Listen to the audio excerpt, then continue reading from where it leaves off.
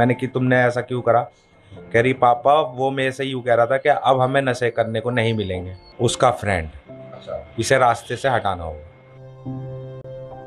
पहले मेरे को कुछ नहीं पता थी, उसी दिन मेरे को आके यहाँ पर उसने जब बोला, मैंने कि ये क्यों हुआ है ये काम, तो उसने कहा है कि मेरे को पापा ये हर तरह के इंजेक्शन वगैरह जो है सब मैंने ले लिए है अब, और मैं इनके बिना नहीं रह पाऊंगी, सौरभ रोकेगा, इसलिए उसने ये कदम उठाया। ভিডিওটা আমি সবাইকে পুরোটা দেখতে বলবো।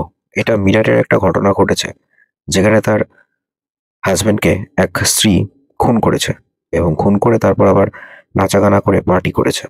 তো 2024-25-এ দেখা যাচ্ছে যে ছেলেরা শোষিত, নিপীড়িত, বিয়ের পর দেখা যাচ্ছে নানা রকম অত্যাচারের সম্মুখীন, কখনো 498, কখনো যজবেন্দ্র চাহালের মতো একজন ফেমাস ক্রিকেটার, তাকেও 4,75,00,000 টাকা অ্যালিমনি দিতে হয়, যেখানে তার স্ত্রী যথেষ্ট এস্টাবলিশ। তারপরেও তো ঘটনাগুলো ঘটে এবং এই যে ঘটনাগুলো সমাজে একটা গভীর প্রভাব ফেলছে, যেখানে মানুষের মধ্যে বিয়ে সম্বন্ধে একটা ভয় ঢুকে যাচ্ছে যে বিয়েটা ওয়ার্কআউট করবে তো, সবকিছু শান্তিপূর্ণভাবে হ্যাপিলি ম্যারিড লাইফ হবে তো। এখানে ঘটনাটা কি? কোনো পরকীয়া, এক্সট্রা ম্যারিটাল অ্যাফেয়ার, নাকি সম্পত্তি, নাকি অন্য কিছু? ব্যাপারটা তা না।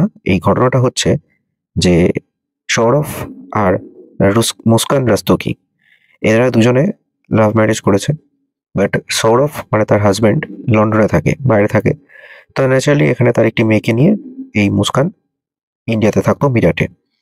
এরপর হঠাৎ করে এই পাশে যে যাকে দেখতে পাচ্ছেন, এর নাম হচ্ছে সাহিল শুক্লা, এর সাথে কোনোভাবে কন্ট্যাক্ট হয় এবং তারপর নানা রকম ভাবে নেশার প্রতি আসক্তি চলে আসে এই মুস্কানের। মানে ধরুন মদ, গাঁজা, সিগারেট এসব তো ছিলই, তার সাথে বিভিন্ন ধরনের ড্রাগস, হেরোইন, কোকেন, এগুলোর তারা ইনজেকশন নিতে শুরু করে। এবং তার হাজবেন্ড যখন ইন্ডিয়াতে ফিরে আসে, কিছু কাজ ছিল, পাসপোর্ট রিনিউড ব্যাপার ছিল, সেই সময় দিন দশেকের জন্য ঘুরতে যাওয়ার নাম করে তাকে বাইরে নিয়ে যায় এবং নিয়ে গিয়ে তাকে খুন করে। কেন? না, তার হাজবেন্ড যদি জানতে পারে তাহলে তাকে নেশা করতে দেবে না, আর নেশা ছাড়া নাকি সে থাকতে পারবে না, সে এতটাই অ্যাডিক্টেড হয়ে গেছে। সেই জন্য এই মেয়েটি তার হাজবেন্ডকে খুন করে। তারপর সে এসে আবার তার বাবা মাকে জানায় যে সে খুন করেছে। মানে ভাবুন। हम इस चीज में साथ नहीं देंगे, किसी का बच्चा गया है। गलत कराए जी, वो अपना जीने का हक खो चुकी है, मेरी तरफ से फीलिंग मर गई है, उसके लिए उसे फांसी होनी चाहिए। ना है उसने मेरा बेटा, जस्टिस मिलना चाहिए, बेटी को फांसी होनी चाहिए, फांसी होनी चाहिए उसे फांसी। ঘটনাচক্রে মেয়েটার বাবা মা যথেষ্টই ভালো, মানে যথেষ্ট ভালো। শ্বশুর শাশুড়ি এরকম মানে পাওয়া যায় না। সে নিজে বলেছে যে আমি তার নিজের ছেলেকে হারালাম এবং আমার মেয়ের যেন ফাঁসি দেওয়া উচিত। হ্যাঁ, একেবারে ডেথ সেন্টেন্স বা যাবজ্জীবন যা হবে হোক, কিন্তু আমরা তাকে নিজের সন্তান মনে করি না। যা পারে করুক, সরকার যা করে করুক। এবং এই ঘটনাটা শোনার পর তার বাবা মাই পুলিশের কাছে গিয়ে জানায় যে তার মেয়ে তাদের জামাইকে খুন করেছে। কেন? না, তার মেয়ে নেশা করে, সেই জন্যই সে তার জামাইকে বা তার হাজবেন্ডকে মেরে ফেলেছে। ভাবুন অবস্থাটা। তখন সময় এখন এমন পরিস্থিতি যাচ্ছে যে কলকাতাতে এরকম ঘটনা প্রচুর ঘটছে, যেগুলো সেলিব্রিটি আগে চলতো, এখন দেখা যাচ্ছে নর্মাল মানুষের মধ্যেও চলে। ঘরে ঘরে ব্যাপারটা চলে যাচ্ছে যে বিয়ে টিকছে না। প্রচুর টাকা খরচা করে মানুষ বিয়ে করে এখন। মানে সে সঙ্গীত, হালদি, অনেক কিছু থাকে, রিসেপশন, মানে সে একেবারে মানে ডেস্টিনেশন ওয়েডিং এসব তো থাকছেই। মানে তারপরও দেখা যাচ্ছে সেই বিয়ে টিকছে না। তাহলে কোথায় এত এত জাঁকজমক, এত রাজকীয়, এত আড়ম্বরের কি খুব প্রয়োজন আছে? শান্তিপূর্ণভাবে একটা বিয়েকে ওয়ার্কআউট করাটা বরঞ্চ বেশি ফোকাস দেওয়া উচিত। হানিমুন, যেখানে থাইল্যান্ড, সিঙ্গাপুর, দুবাই এসব না করলে নাকি বিয়ে টেকে না। মানে কিসের এত এত বৈভব কেন? আর নারী স্বাধীনতা, সেটা ঠিক আছে, উম্পার এম্পাওয়ারমেন্ট থাকবে, একসঙ্গে কাজ করবে, এগিয়ে যাবে, কিন্তু তার মানে তাকে মানে নেশা করতে দিতে হবে? এখন তো সিগারেট প্রায় ঘরে ঘরে সবাই খাচ্ছে, মানে ছেলেদের থেকে মেয়েরা সিগারেট বেশি খায়, মদ বেশি খায়। একদম ঘটনা, এটা ফ্যাক্ট।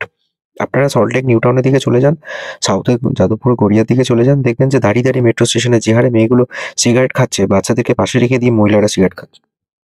वो बाहर से खाना लेने गए हैं, जब हम कॉल करते थे तो हमेशा उन्होंने बहाने बनाए कि मम्मी वो नीचे ना डिस्को में गए हैं, पार्टी में गए हैं, और तुम्हें पता ही है कि वो एंजॉय वो करते थे बहुत ज्यादा, ये तो हमें पता है। तो इस কখনো কখনো আমরা বলি যে আমরা আমাদের ভবিষ্যৎ প্রজন্ম নিয়ে আমরা খুব চিন্তিত যে এরপর কি হবে। কখনো দেখতে পাই যে উচ্চ মাধ্যমিকের পরীক্ষা হয়ে যাওয়ার পর বা মাধ্যমিকের হয়ে যাওয়ার পর লোকেরা বই খাতা ছিঁড়ে রাস্তায় সেলিব্রেট করতে করতে যায়। কিন্তু এই শিক্ষাগুলো তো পাচ্ছে কোত্থেকে? শিক্ষাগুলো পাচ্ছে সোশ্যাল মিডিয়ার অ্যাক্টিভিটি, তার সাথে সাথে আসছে এই উদ্ধত্ত তাদের বাবা মায়েদের দেখে। বাবা মাদের থেকে যদি এই শিক্ষাগুলো পায় তাহলে ভবিষ্যৎ প্রজন্মের বাচ্চাদের দোষটা কোথায়? তারা তো দেখতেই পাচ্ছে যে বাবা মা দুজনেই সিগারেট খাচ্ছে। আমি বলছি না যে শুধুমাত্র এই ছেলেরা সিগারেট খায় মেয়েরা নয়, কিন্তু তার মানে তো এই নয় যে মা, সে তো মেয়ে, সে তো বাচ্চাদের জন্ম দিয়েছে, সে আল্টিমেটলি তারা হলো মায়ের জাত। তো সেখানে যদি তারা এরকম কাজ করে তাহলে কি বলবে? प्रमोद जी कैसे पता कौन कर रहा था? उसका फ्रेंड, अच्छा, इसे रास्ते से हटाना होगा। यानी कि सौरभ को रास्ते से हटाना होगा। क्या आपकी बेटी और उसका जो मित्र है क्या वो भी नशा करते थे? नशा मेरी बेटी को उसी ने शुरू करवाया है। उसे अकेला देख के उसने नशे देने शुरू करे और उसका माइंड अपसेट है पूरी तरह से, मेरी बेटी का भी और उस लड़के का भी सही नहीं है। अच्छा, कैसे संपर्क में आए थे ये 8th क्लास में तो क्लास फेल रहे हैं जी, और इसकी 16 में शादी हुई है लड़की की। वो भी मेरे अगेंस्ट ही गई थी, मेरे को सोता हुआ छोड़ गई थी पूरे परिवार को, और ये चली गई थी सौरभ के साथ इसके पास। अच्छा, नेवी में था वो? नेवी में था उस टाइम, और नेवी बीच में ही छोड़ के आ गया था। इसने मैसेज करे होंगे कि मैं फलाने दिन ऐसे ऐसे ही निकल जाऊंगी यहाँ से, तो वो इसे फॉलो करके ले गया। अच्छा, क्या आपको पता नहीं चला कि आपकी बेटी नशा करती है या साहिल के साथ में ऐसा भी काम कर सकती है? नहीं जी, पहले मेरे को कुछ नहीं पता थी। उसी दिन मेरे को आके यहाँ पर उसने जब बोला, मैंने कि ये क्यों हुआ है ये काम, तो उसने कहा कि मेरे को पापा ये हर तरह के इंजेक्शन वगैरह जो है सब मैंने ले लिया है अब, और मैं सौरभ रोकेगा इसलिए उसने ये कदम उठाया। आपसे बात हुई? নারী স্বাধীনতা মানে শুধু এই নয় যে তারা স্বেচ্ছাচারী হয়ে উঠবে, দামি দামি জামা কাপড়, তাদের সেই রকম স্বেচ্ছাচারী ভাব, তারা নিজেদেরকে নিয়ে শুধু ভাবে পার্টি করবে, ডিস্কে যাবে, ঘুরে বেড়াবে। তাহলে রেসপন্সিবিলিটি নামক জিনিসটা কোথায়? তাহলে কোথায় সেই সম্পর্ক, কোথায় সেই হাজবেন্ডের প্রতি কেয়ারিং, ফ্যামিলির প্রতি কেয়ারিং, যেখানে তাহলে বিয়ে করার দরকারটা কি? তা আমি মনে করি যে সমাজের যে বিবর্তন বা অবক্ষয়টা যেখানে চলছে, যেভাবে চলছে, তাতে সামনের দিনগুলো আরো খারাপ হচ্ছে। আর ওই যে বললাম বারবারই, মহিলারা যেখানে স্বেচ্ছাচারী হয়ে উঠবে, মহিলারা যেখানে নিজেদেরকে যা খুশি তাই মনে করতে শুরু করবে যে যেটা ঠিক সেটাই তারা করবে, তাদেরকে কেউ আটকাতে পারবে না, সেখানে সামাজিক অবক্ষয় তো হবেই। আর আমাদের মতো দেশে যদি এরকম ঘটে তাহলে কিছু বলার নেই। দেখুন এই ভিডিওটা দেখলে আপনারা অবাক হয়ে যাবেন।